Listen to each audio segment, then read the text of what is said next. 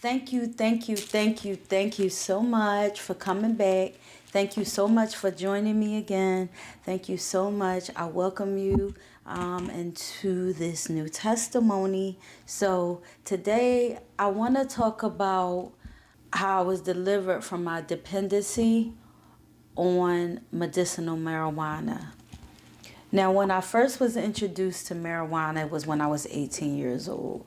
I wanted something to help me to numb out and stop thinking about everything that I was going through. And so a boyfriend of mine at the time introduced me and showed me how to, get high off of, blunts, marijuana, right?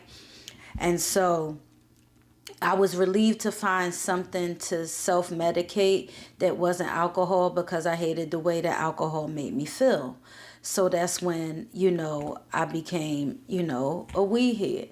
So 18, 19, 20, when I decided that I was going to keep my son, I had stopped smoking probably like midway or whatever. But when I gave birth to him, I picked it right back up, amongst other drugs that, I testified about in previous videos.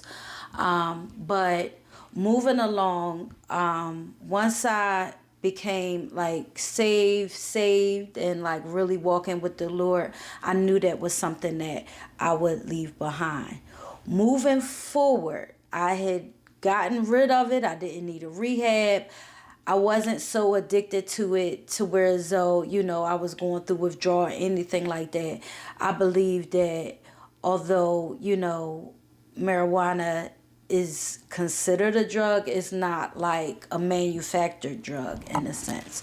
So I didn't have a lot of the side effects. I just made a decision and I came off of it. So I was saved in 1996, right? So next year it'll be 30 years. I'll celebrate that, walking with the Lord.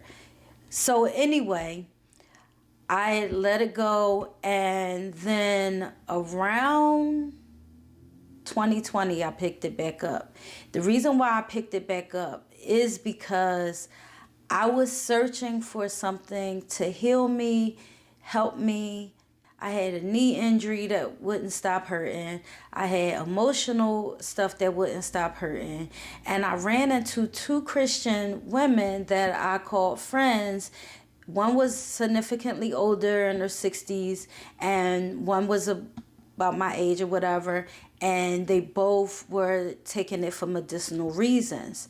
I had recently became a vegan because I had started to research Dr. Sebi. Dr. Sebi approved marijuana.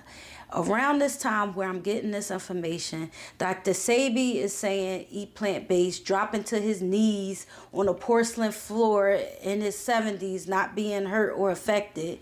Nipsey Hussle, he was coming out with a documentary about Dr. Sebi. All this information I'm getting, and he was saying he was vegan. So I decided to be like, okay, well, let me see if I can heal myself by changing the way that I eat.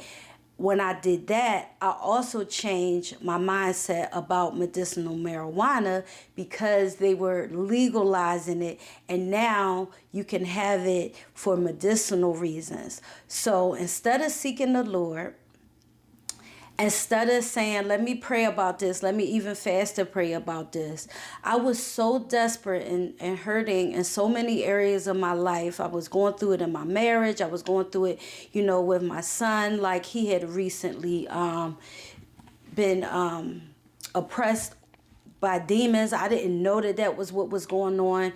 One day we were having a conversation, and he just ran through the house, ran out of the third-story window, and I thought he killed himself.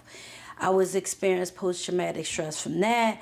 I was dealing with, stuff in the marriage, because my husband wanted me to kick my son out. I didn't want to kick him out. Like, it was just, we were in marriage counseling. I was going through so many issues. I was going through it at my job. I was just like, God, what's up? Where you at? And I was blaming God. So that's one of the reasons why I didn't seek him out, because I felt like he was letting me down. And so that's one thing that we do. I think whether we saved or we not, if we feel like God is not coming through for us, or he hasn't come through like we specifically asked, what we tend to do is go outside of him and try to find things that will self-soothe, self-medicate, and we're going to always end up disappointed, period. So I was always dependent on something other than God. So now I feel like, all right, I'm going through it even with, one of my oldest grandson. Like I couldn't see him like I wanted to see him. I felt like God wasn't answering my prayers in reference to that. Now, here's one of the things I want to say. At this time, the enemy knew how desperate I was. So what he did was he was right there when I prayed, right? Listening to what I prayed. So he would set it up to where as though now it's like, now I'm being convinced to go away from God opposed to being, pulled towards God and seeking God in my distress, right? Feeling a little bitter even towards God because I feel like God should be making some things happen that he's not. One of the things that I'll say is that I was not taking no accountability to where I was at and what I was doing. God is our Father. If you are claiming, you're a follower of Christ, we can't just be disobedient, right? And think that he gonna come through for us or he gonna answer our prayers. That's like equivalent to bringing straight F's on your report card home and expecting to have this big grandiose party for your birthday. You didn't do well in school all year or this report card period. It's not going to happen. Not a good parent, right? So anyway, I was convinced, right? I got my medicinal marijuana license, right? And at first I was, drinking the oil, taking drops of oil, and then I would move on to the vape. And at the time, it felt like it was soothing me. But, it's like if you get a headache and you take some Excedrin, migraine, yeah, it'll take your headache away. But then there's consequences. Because if you consistently take those for headaches, they can make your stomach bleed. They can have you up all night. Now you have the caffeine in your system. You up all night. You can't get no sleep. Now you driving the next day and you're not on your joint. You're not on point. You're not on point at work because you didn't get sleep. Like the consequences that come after it, we tend to not associate them with what we've done to self-medicate. Am I saying don't take headache medication? That's not what I'm saying. What I'm saying is you could also take peppermint oil. You could pray over yourself and God could relieve your headache because he said, I come to heal. He did. There's been times where I drank a significant amount of water and my headache went away. So it's not just one way to get things done, but we tend to, get disappointed by God and now we don't seek God for anything. If you research how many ways that you could be healed and how the Bible talks about healing, it's hundreds of ways God can heal you emotionally, he can heal you physically, and you don't have to go outside of him. You don't. Again, I'm not saying if you get shot up to just stand there and don't go to the hospital. It's possible for God to heal you, but you should go to the hospital too. He can heal you either way. Understand? So at any rate, this is the season where I was turning away from God. So here we are. Now I'm self-medicating. And I believe that it was helping me for a while. One of the things that my husband said was that when you're high, I'm not attracted to you. So I was like, oh, well, I guess you're not going to be attracted to me. It was like I didn't even care. I was hiding it. Now, this is the other thing. If you're doing something right and you're doing something legit and you feel justified in it, what are you hiding it for? Are you afraid that people are going to look at you different? But what does it matter if you're doing the right thing, right? So one of the telltale signs that it wasn't right is that I felt the need to hide it. I wasn't hiding it from my husband, but the place of business that I was at, I would go in the bathroom and I would tote on my vape, right? Certain times I would go to church. I would go to church.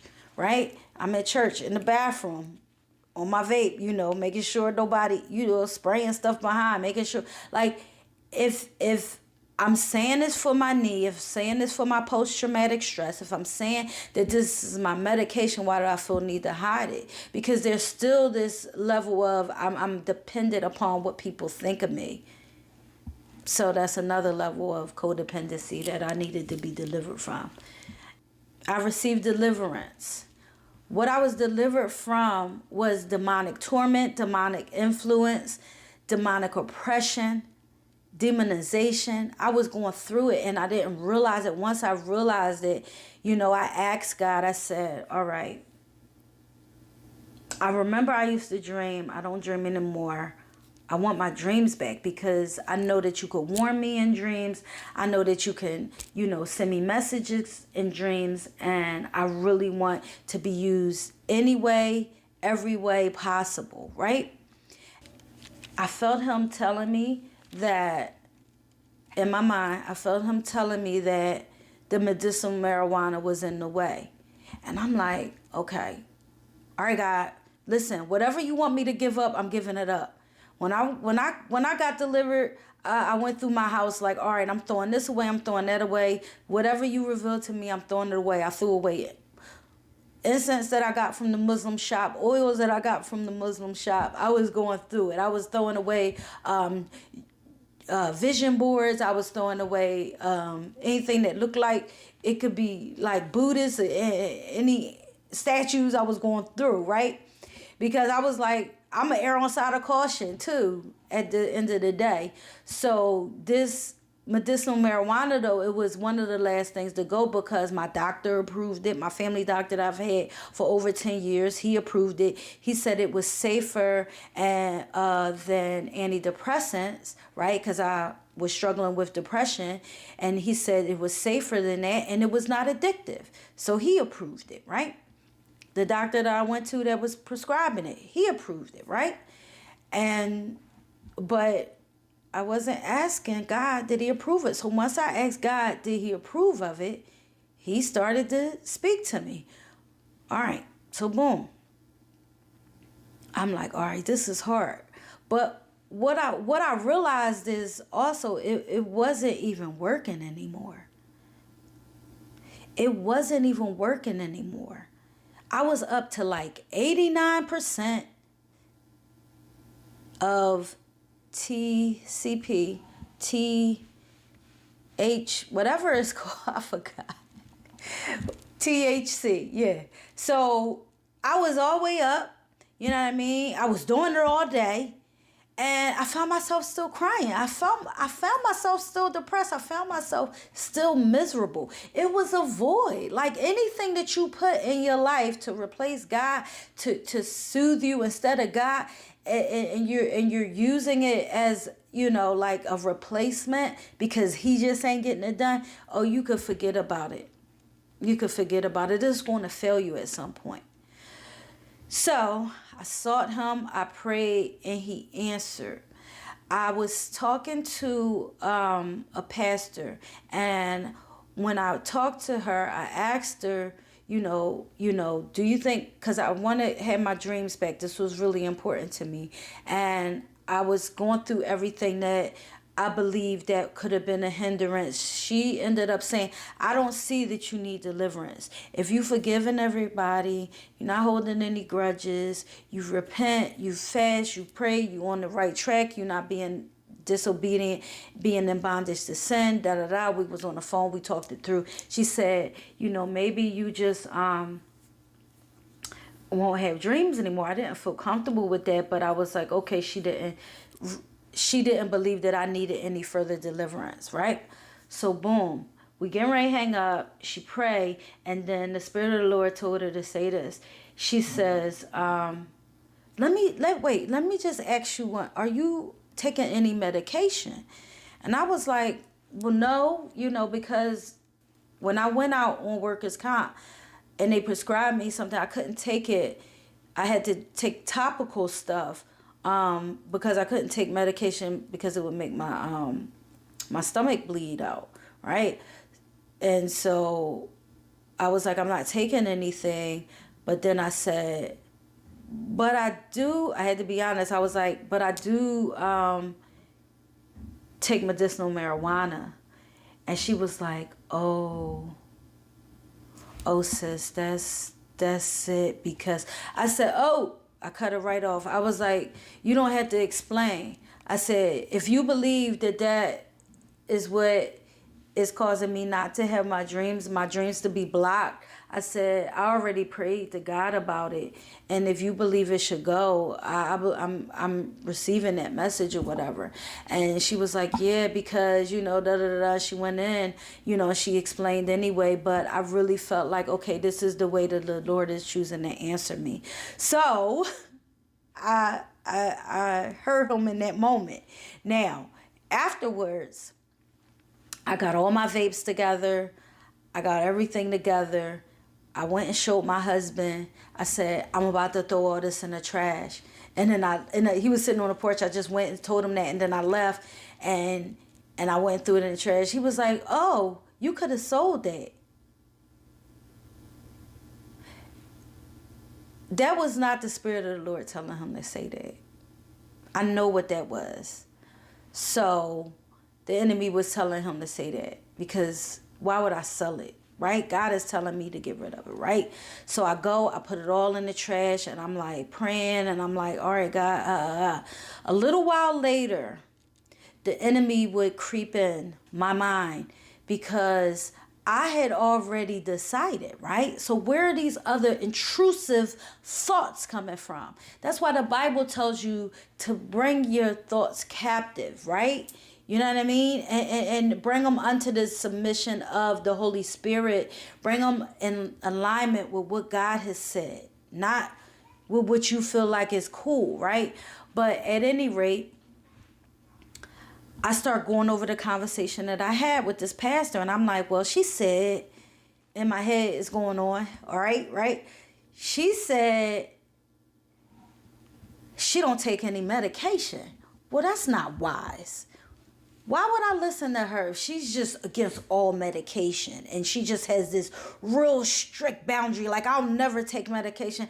I don't even think, maybe she's just an extremist. Maybe God isn't telling me, because it is medicine. And what if, and on and on and on and on and on and on.